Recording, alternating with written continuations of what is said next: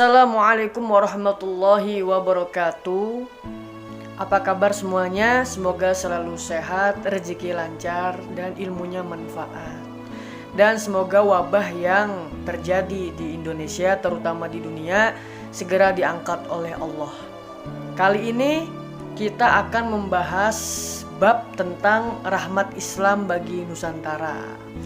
Untuk itu, secara umum dapat dikatakan bahwa proses masuknya Islam ke Nusantara yang ditandai awal hadirnya pedagang-pedagang Arab dan Persia pada abad ke-7 Masehi terbukti mengalami kendala sampai masuk pada pertengahan abad ke-15.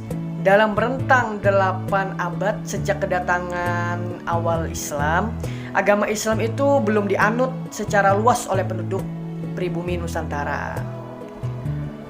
Baru pada pertengahan abad ke-15, yaitu era dakwahnya Islam yang dipelopori tokoh-tokoh sufi yang dikenal dengan sebutan Wali Songo. Untuk pembahasan mengenai jalur masuknya Islam, nanti di akhir video akan ditunjukkan tabelnya. Lalu timbul pertanyaan, siapakah pertama kali yang datang ke Nusantara pada abad ke-15? Jawabannya adalah Syekh Ibrahim Asmarokondi. Syekh Ibrahim Asmarokondi ini adalah seorang ulama yang berhasil mengislamkan Raja Campa, dan beliau diambil menjadi menantu. Jadi Syekh Ibrahim Asmarokondi ini akhirnya menikah dengan putri raja yang bernama Dewi Chandrawulan. Nah, dari pernikahan tersebut lahirlah 2 anak. Yang pertama Ali Murtado dan yang kedua Ali Rahmatullah. Jadi Ali Murtado ini yang disebut nanti namanya Raja Pandita di Gresik, dan Ali Rahmatullah ini yang biasa disebut dengan Sunan Ampel. Adapun menurut kitab Syamsuddhahirah karya Al-Habib Abdurrahman bin Muhammad bin Husain Al-Masyhur, beliau mengatakan bahwa Syekh Ibrahim Asmarokondi ini adalah juriyat Nabi dengan silsilahnya Ibrahim Asmarokondi bin Jamaluddin Husain bin Ahmad Jalaluddin bin Abdullah bin Abdul Malik bin Alwi bin Muhammad Syahib Mardad bin Ali Qala Ghasam bin Alwi bin Muhammad bin Alwi Alawiyin bin Ubaidillah bin Ahmad Muhajir bin Isa Arumi bin Muhammad An-Naghib bin Ali Uraidi bin Ja'far Shadiq bin Muhammad Al-Bagir bin Ali Zainal Abidin bin Imam Husain binti Fatimah Az-Zahra bin Muhammad sallallahu alaihi wasallam. Jadi beliau termasuk zuriat Nabi.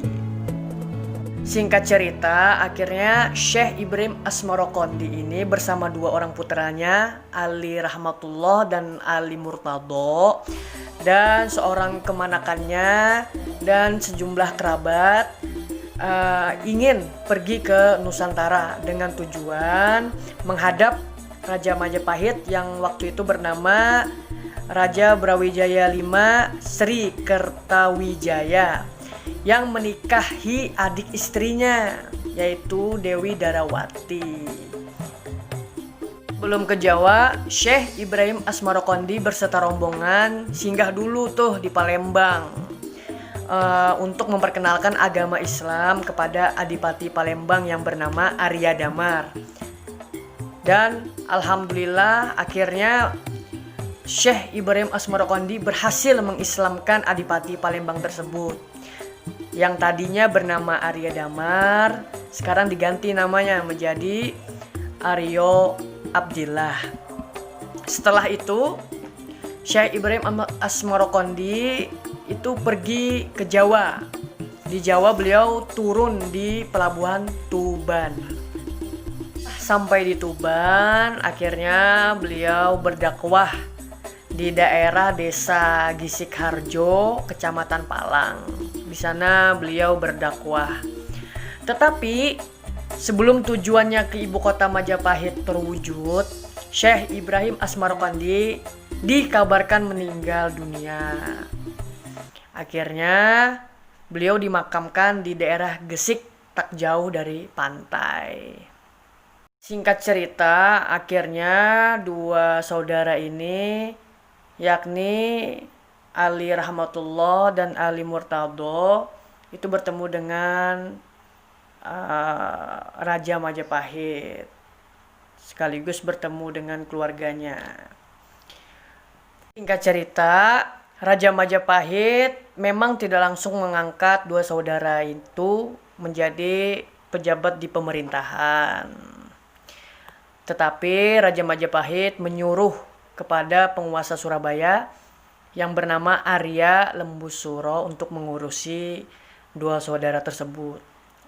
Akhirnya Lembusuro mengangkat Ali Murtado menjadi imam di Gresik yang bergelar Raja Pandita Agung, dan menempatkan Ali Rahmatullah atau Sunan Ampel menjadi imam di Surabaya. Setelah berjalannya waktu, Ali Rahmatullah atau Sunan Ampel dinikahkan dengan putri penguasa Tuban, yakni Arya Teja. Nama istrinya adalah Nyai Ageng Manila. Nah, dari sinilah Ali Rahmatullah atau Sunan Ampel memiliki hubungan kekerabatan dengan penguasa Tuban. Kebetulan penguasa Tuban Arya Teja itu adalah menantu dari Arya Lembusuro, yang pada akhirnya nanti Lembusuro lah yang mengangkat Sunan Ampel ini menggantikan dirinya. Jadi Sunan Ampel nanti dicatat oleh sejarah sebagai bupati pertama di Surabaya. Kesimpulannya, usaha dakwah Islam dari Ali Rahmatullah atau Sunan Ampel ini melalui jalur pernikahan yang persuasif dengan pendekatan kekeluargaan yang penuh empati. Bahkan dalam menjalankan ajaran Islam berupa sholat misalnya, Sunan Ampel atau Ali Rahmatullah ini mendapatkan tantangan karena gerakan-gerakannya itu dianggap aneh oleh masyarakat pada saat itu. Bahkan diceritakan sampai ditertawakan masyarakat pada saat itu karena ibadah sholat itu dianggap aneh. Tetapi Sunan Ampel ini memiliki kepribadian yang luar biasa. Beliau itu sangat sabar dan tidak marah. Beliau menghadapi kondisi tersebut dengan tersenyum.